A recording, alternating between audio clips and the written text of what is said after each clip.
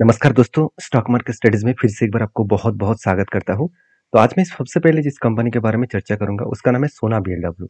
अभी देखिए सोना बीएलडब्ल्यू प्रिसिशंस जो फ कंपनी है, वो बेसिकली सोना कॉम्स नाम से जाना जाता है और सोना कॉम्स के ऊपर बहुत बार मैं वीडियो बना के भी शेयर किया हूँ कि एक ऑटो इंश्योरेंस इंडस्ट्रीज में एक लीडर प्लेयर है, क्योंकि इस कंपनी का अगर ऑफिशियली वेबसाइट विजिट करेंगे, तो आपको बहुत कुछ देखने को मिल जाएगा। मैं एक बार चलो ऑफिशियल वेबसाइट विजिट करा देता हूँ। आपको ऑफिशियल वेबसाइट जब विजिट करेंगे तो आपको कंपनी की डेटा बेस कंपनी के बिजनेस के बारे में परिचय पता चल जाएगा कि कंपनी टेक्नोलॉजी बेसिस के ऊपर बहुत ज़्यादा काम कर रहा है और साथ ही साथ कंपनी जिस प्रोजेक्ट के ऊपर काम कर रहे हैं वो एक ग्लोबली लीडर है।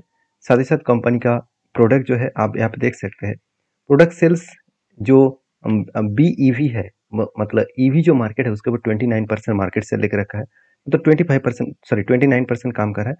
और टॉप 10 जो ग्लोबली मतलब सप्लायर है उसके साथ कंपनी डील करता है। साथ ही साथ कंपनी का sales with end user overseas market, मतलब 72% प्रोडक्ट को वो एंड यूजर तक पहुंचाते हैं। वो तो कंपनी का बेस देखिए, कंपनी कितना स्ट्रांग है, आप यहाँ पे देख सकते हैं। ग्लोबली जो मतलब फैसिलिटीज है वो 10 के आसपास है और टोटल एम्प्लॉय कितना है, 4600 से भी ज़्यादा इसके एम्प्लॉयज है। तो कंपनी के बिजनेस स्ट्रांग है, इसीलिए कंपनी आगे बढ़ रहा है और कंपनी में ग्रोथ भी आगे बढ़ने का चांसेस है, क्योंकि एक ऑटो इंश्योरेंस एक ऐसा कंपनी है जिसका ग्रोथ हमेशा आपको होता हुआ देखने को मिलेगा। क्यों? क्योंकि देखिए गाड़ी किसी भी कंपनी को खरीदारी कर ले तो उसके अंदर जो पेयर पार्ट्स लगाए जाते हैं, तो वो आपको किसी न किसी कंपनी को खरीदारी करना ही पड़ता है। तो उसका प्रोडक्ट का डिमांड हमेशा रहता है। तो सोना बीएलडब्ल्यू के जो क्वार्टरली रिजल्ट है वो अगर वो देखें तो कंपनी 497 से लेकर 494, 699, 793 करोड़ के आसपास सेल्स देखने को मिले। तो अच्छा खासा सेल्स देखने को मिला है। एक्सपेंस को मिटाने के बाद कंपनी का नेट प्रॉफिट जो है वो 70 करोड़ से 124 करोड़, 144 करोड़ और 130 करोड़। तो कंपनी के जो नेट प्रॉफिट है वो भी देखेंगे तो कंपनी का प्रॉफिट भी हर साल बढ़ते चले गए थे। इस बार कंपनी का प्रॉफिट को थोड़ा सा कम हुआ। अभी ये भी बताया जा रहा है कि कंपनी का अपकमिंग जो रिजल्ट आने वाला है 24 जुलाई में, वो रिजल्ट कैसे होगा। तो देखिए वो रिजल्ट कैसे होगा उसको देखने से पहले कंपनी के चार्ट को देखना पड़ेगा। अगर चार्ट में रिजल्ट आने से पहले ट्रेंडिंग होना स्टार्ट हो चुके, सोचना कंपनी का रिजल्ट अच्छा आएगा। तो बेसिकली जब कंपनी के ऊपर एक पैटर्न बना था, शोल्डर कम हेड कम शोल्डर बने थे, फाइनली ब्रेकआउट होने के बाद कंपनी धीरे धीरे करके ऊपर जाने की कोशिश की और इसका जो टारगेट लेकर में चल रहा है वो 34% के आसपास। और मजेदार बात यही है कि 828 लेवल इसका लाइफ टाइम हाई है और उसी लाइफ टाइम हाई के नीचे ही इसका टारगेट बना है, तो पॉसिबिलिटी ज़्यादा है उस टारगेट को वो अचीव करने का कोशिश करेंगे। तो मैं तो इस कंपनी के ऊपर बुलिश हूँ। आपकी क्या राय है जरूर मुझे कमेंट्स करके बता सकते हैं, क्योंकि इंस्टीट्यूशन भी इस कंपनी के ऊपर पॉजिटिव है, क्योंकि आप खुद ही देख सकते हैं यहाँ पे म्यूचुअल फंड ने कंटिन्यू होल्डिंग को कंटिन्यू किया 23% और एफएस के पास होल्डिंग को बढ़ाकर हो चुके 32%। हाँ, अच्छा खासा होल्डिंग इंस्टीट्यूशन के पास है। एफएस और डीएस के पास अच्छा होल्डिंग्स है। सबसे ज़्यादा प्रोमोटर के पास 29%, उसके बाद सबसे ज़्यादा होल्डिंग्स एफएस के पास 32% और उसके बाद आप देखेंगे तो प्रोमोटर के पास 29%। तो उसके बाद म्यूचुअल फंड के पास भी अच्छा खासा होल्डिंग्स देखने को मिला। तो लास्ट कुछ फ्यू मंथ में म्यूचुअल फंड ने क्या किया, कंटिन्यूसली इस कंपनी के ऊपर बाइंग किया। मई मंथ में और जून मंथ में अच्छा खासा क्वांटिटी यहाँ पे बाइंग किया गया। तो गुड पॉइंट्स है, गुड अपडेट है जो कंपनी को आगे बूस्ट करने के लिए काफ़ी है। तो नेक्स्ट जो कंपनी है उसके बारे में चर्चा करूँ, उसका नाम है एंजल वन। देखिए एंजल वन एक बेसिकली एक बहुत शानदार कंपनी है। मैं इसीलिए बोल रहा हूँ क्योंकि एंजल वन की जो पॉजिटिविटी है वो हमेशा ट्रेंडिंग में होता है। अभी कुछ दिनों से, कुछ मंथ से एंजल वन लगातार गिरते क्यों चले जा रहे हैं। देखिए इसके पीछे एंजल वन के कोई खराबी नहीं है, पूरा का पूरा सेक्टर में स्लो डाउन आ रहा है, क्योंकि रेगुलेटरी फर्म मतलब सेबी सेबी जब अनाउंसमेंट किया कि जो ब्रोकिंग कंपनी को जो एक्स्ट्रा बेनिफिट मिल रहा था एनएससी बीएससी के माध्यम से वो मिलना बंद हो जाएगा।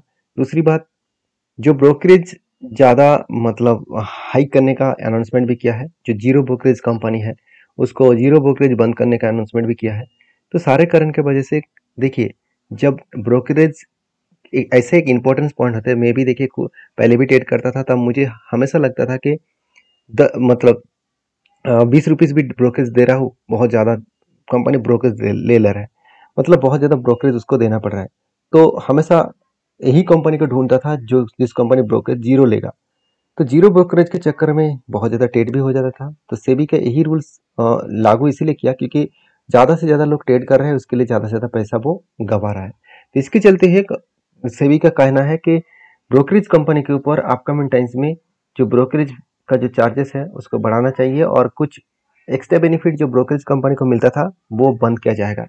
तो इसलिए नहीं, जीरो तो डायरेक्टली बता ही दिया कि वो जीरो ब्रोकरेज का कंसेप्ट है उसको बंद करने वाले हैं, अभी उसको ब्रोकरेज देना पड़ेगा। तो एंजल वन के बारे में बात करूँ तो एंजल वन कोई छोटा मोटा कंपनी नहीं है, अराउंड 19,400 करोड़ है।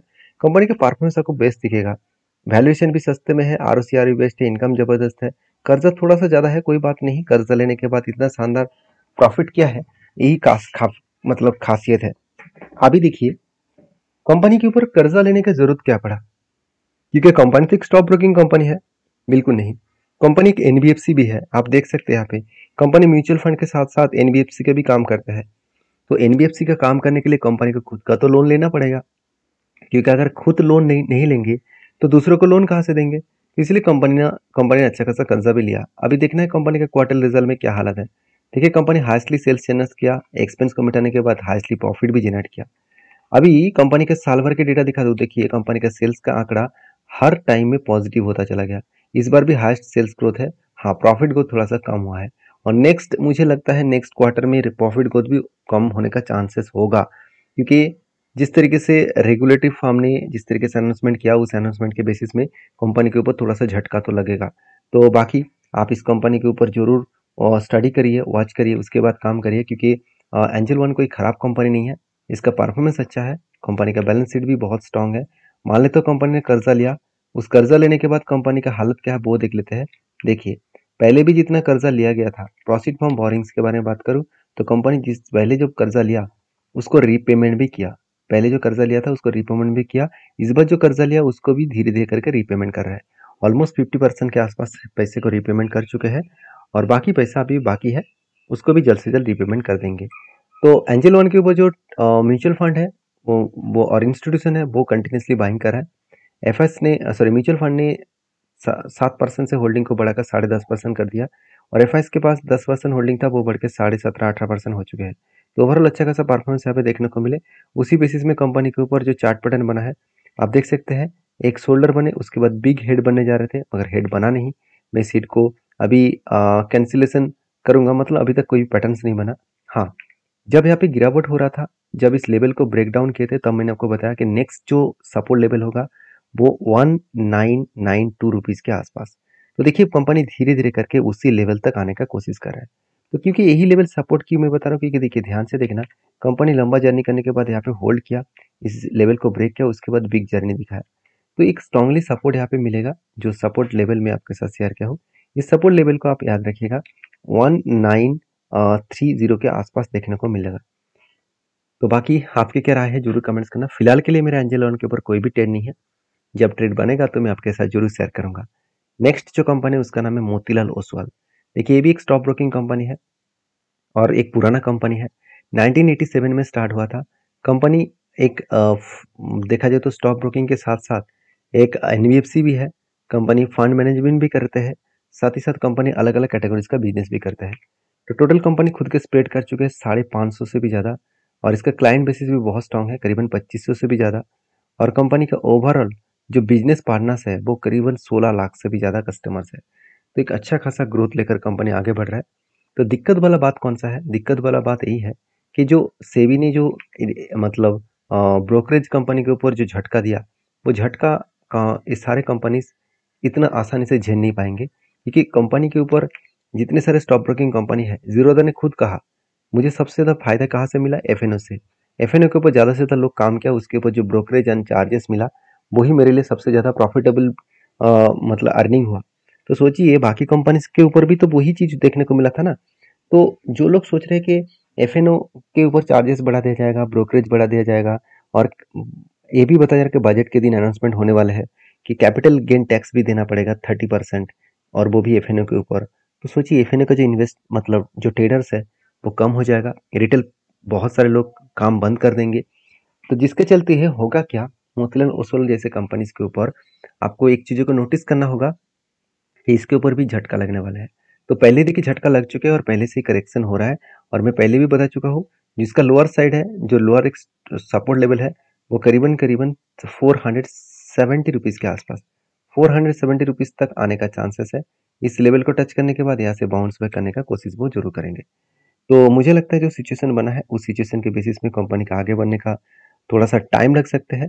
तो क्योंकि जीरोधा ने खुद कहा कि आप देख सकते हैं Indian top discount brokerage Zerodha says end of the zero zero brokerage model after the new rules.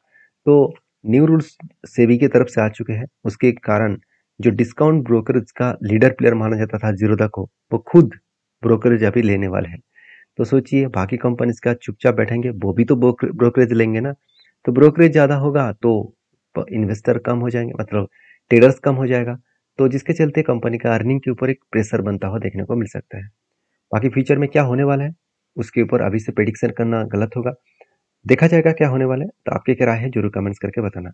Next जो कंपनी उसका नाम है आप देख सकते हैं बलमर लॉरीज इन्वेस्टमेंट लिमिटेड। तो आप देख सकते हैं इस कंपनी का मार्केट कैप 2000 करोड़ है और कंपनी के ऊपर गुड अपडेट यही है कि कंपनी स्प्लिट देने का अनाउंसमेंट किया है। हर एक के बदले कंपनी आपको 10 शेयर देने जा रहा है। जो लोग स्प्लिट पाना चाहते हैं एक बार डीपली रिसर्च करें, उसके बाद काम करें। तो सारे वीडियोस सारे अपडेट एज एजुकेशन पर्पस में था। किसी भी कंपनी के ऊपर मेरे तरफ से बाय एंड सेल का रिकमेंडेशन नहीं है। प्लीज अगर किसी कंपनी के ऊपर काम करना है तो एक बार डीपली रिसर्च करें, उसके बाद काम करें। नेक्स्ट वीडियो में, तब तक के लिए धन्यवाद।